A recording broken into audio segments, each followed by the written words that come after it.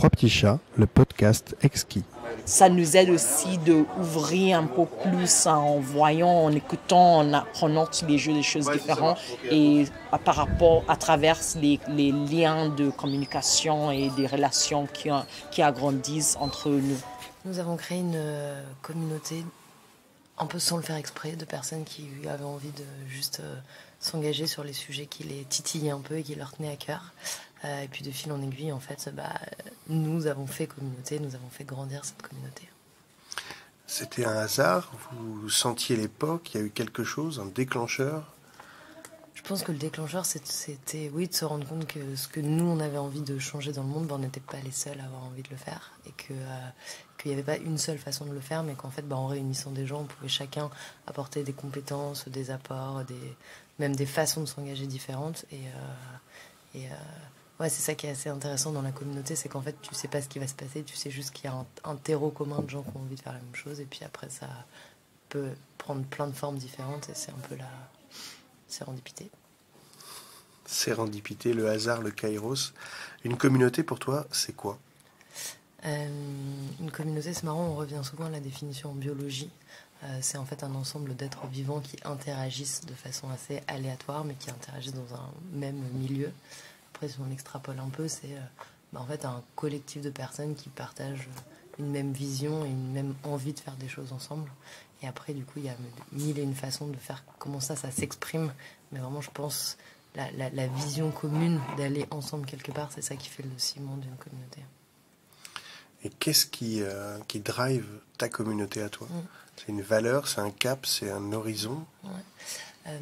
Ce qui drive la communauté à moi, donc la communauté Make Sense, c'est de se dire qu'il y a voire en fait des autres formes de société au pluriel qui sont possibles, qu'on n'est pas obligé de faire la révolution, mais qu'on peut transformer notre société, qu'on peut transformer l'économie.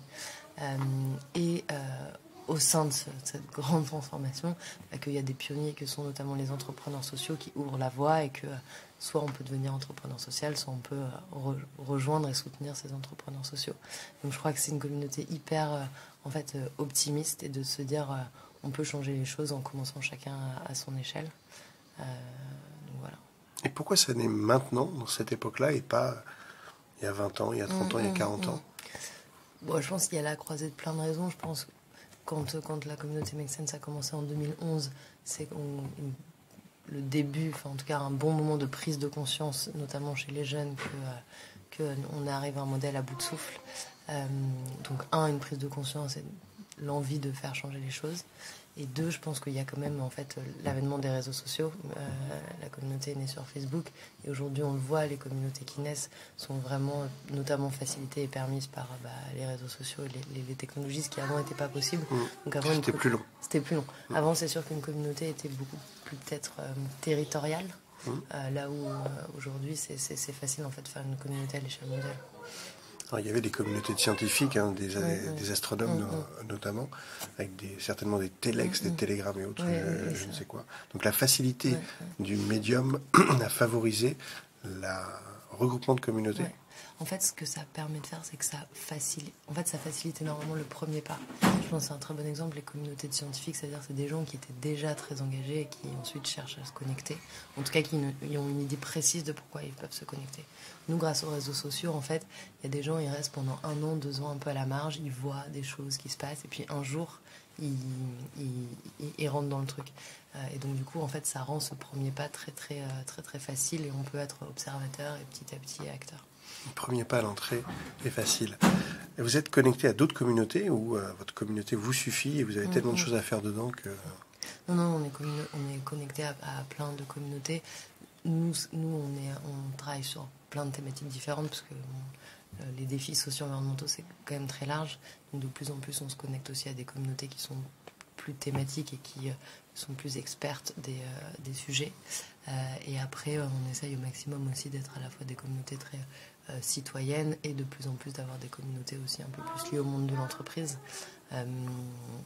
Et je pense que l'enjeu, aujourd'hui, il y a plein de communautés qui existent et peut-être l'enjeu maintenant pour un peu massifier les mouvements, c'est justement ces points de contact entre les différentes communautés. Et notamment parce que chaque communauté a un peu sa façon de faire. Nous, on est plus sur la collaboration entre les entreprises et les entrepreneurs. maintenant on voit des communautés un peu plus alternatives et qui sont plus un peu en opposition au système qui naissent.